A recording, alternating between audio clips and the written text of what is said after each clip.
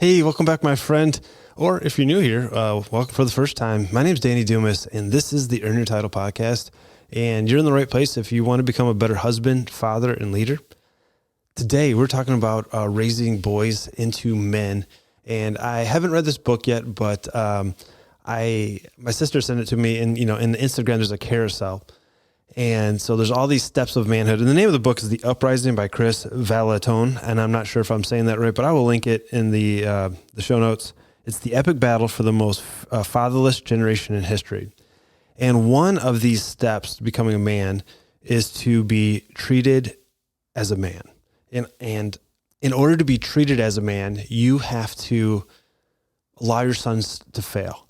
And you could say, daughters as well. I think this probably applies to both, but I'm going to talk to his sons because I recently had an experience with my son and it was so powerful. And I want to give you this opportunity to do this with your kids. Now, my son is 17, or he'll be 17. He's moving to that next generation.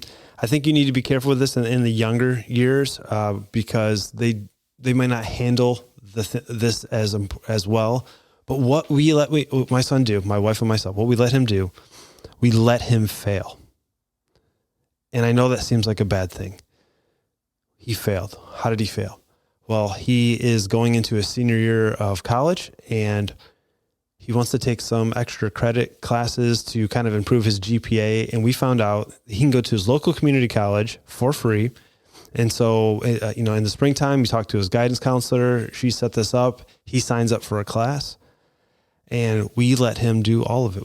He's had to get a college email. They only communicate through that email address. We knew what the class was. And, in the springtime, we kind of, hey, any news on the class? We asked him about it. He's like, oh, yeah, it's this day. Well, as it's coming up, we knew it was coming up and we didn't say anything. And the class starts on a Tuesday. Tuesday goes by. My son realizes he completely forgot about the class. And one of the reasons he forgot about the class is because he lost his phone, couldn't find it anywhere. He was actually house sitting, we gave him a chance to get away from our house. He's been gone for a week. Couldn't find his phone, couldn't access the email, didn't know what room, didn't know anything, missed the first day.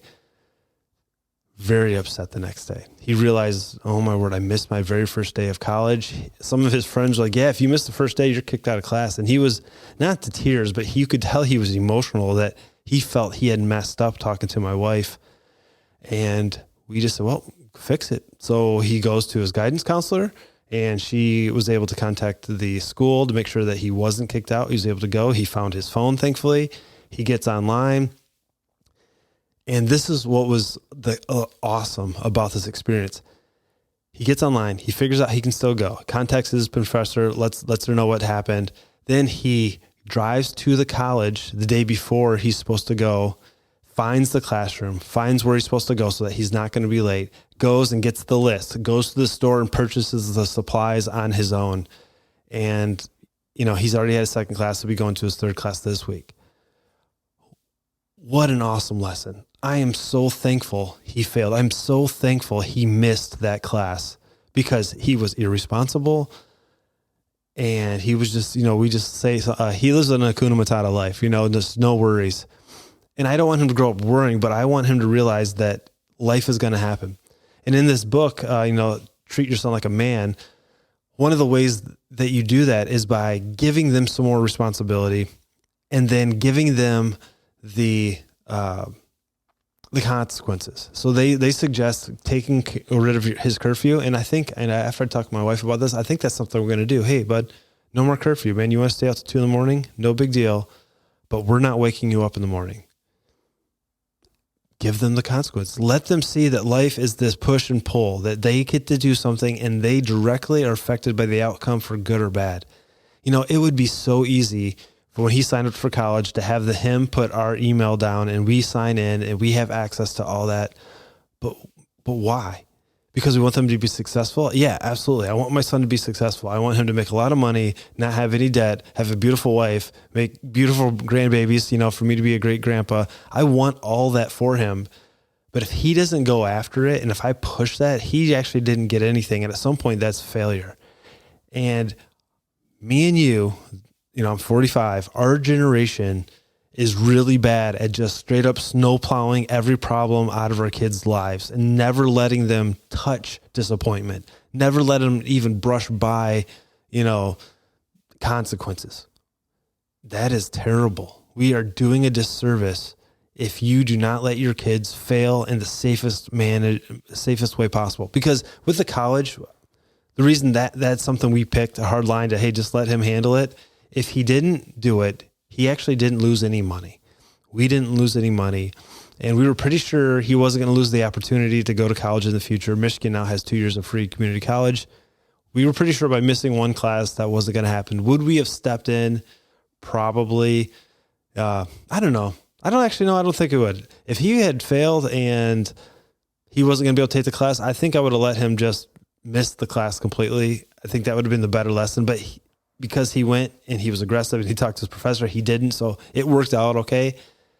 I want you to do that with your kids. Find a situation where they get to reap the consequences of their effort, good or bad. That's the important part, is if they do the right things, if they're on time, they work hard, they're going to have good consequences. If they're lazy, if they stay in bed, if they don't do the homework, they're going to have negative consequences. Do that right now while they're still in your house under the safety of you supervising, making sure they're not physically going to get hurt or like get into drugs. There should be some consequences that you don't want them to experience, but the more consequences that you're like, in reality, it's no big deal. Let them do that. Let them have the consequences. Treat them like the man or the woman that they're going to become. And it's going to be hard because you're going to be frustrated. You're going to want more out of them than they want out of themselves.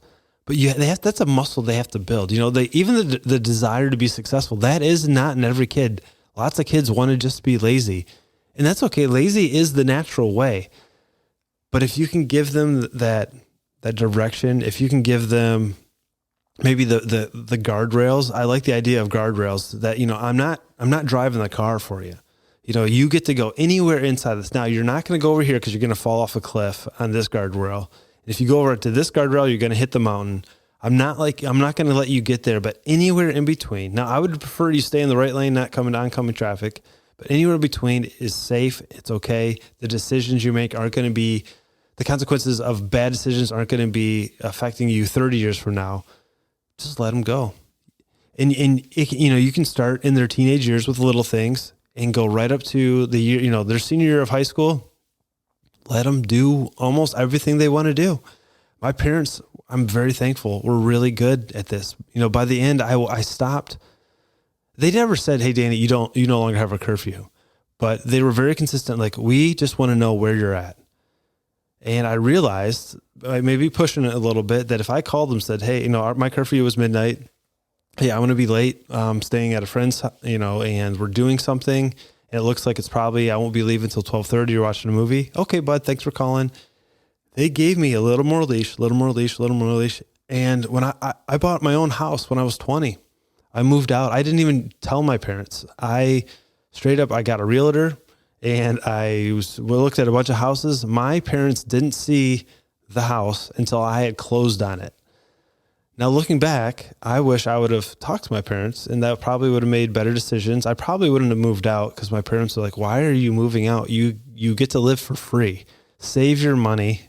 That would have been smarter. But my parents didn't do that. Why? Because they knew, one, I was 20. I was a legit adult, and I had a normal grown-up job. But my parents knew that I need to make these decisions without their influence too much so that I could grow into the man I am today. And I think them letting me do that, even maybe letting mistakes, like I look back, I wish I wouldn't have bought a house when I was 20. I guess I was 21. Yeah, I must have been 21 because I didn't need to. I look back, I'm like, that was really dumb. I could have saved thousands of dollars a year by not buying a house. But I did that, and I learned lots of responsibility. I learned how to fix things. I learned all these things. Let your kids have some real life experiences. Let them do that while they're under the safety of your roof. Let them know that they can. Because I think sometimes, I know when I was growing up, I had friends that moved out because their parents said, "You can't." And they said, "Oh yeah, watch me." And it put them in a terrible position because they were being adversarial because their parents had just micromanaged their life.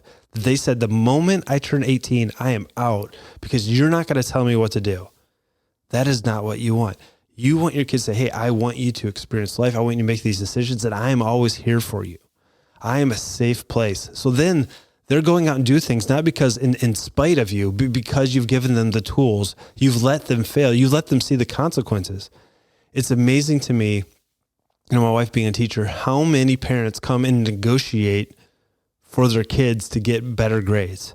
Well, do you think they could do extra credit? Do you think, man, have your kids do that. When your kid fails a test, if you are emailing the teacher asking for a special favor, you are missing out on an amazing opportunity. There are not too many teachers that I know that won't give a kid something else to do, another chance if they come to them and make it in person, not even email. Hey, go look face to face, because this is a skill that our kids are not going to have that we had because we didn't have email.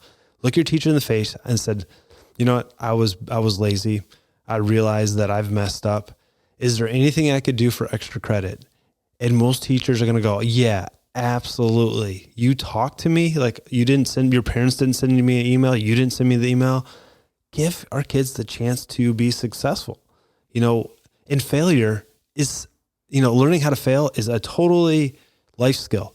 You need to learn they need to learn how to fail, because failure is not devastation. Failure is just part of the game. If you're doing something and if you're pushing the limit and trying to be successful, you're going to fail. You let your kids practice while they're at home. Give them the ability to have the consequences of their action fully play out, even if that's bad. So go help your kids fail. I think you'll like the outcome. If you've enjoyed this, I would love for a review. Spotify, Apple, wherever you're listening to this, just 5-star would be awesome. A couple words like Danny is so cool. That would be awesome. Whatever you feel comfortable saying, I would appreciate that.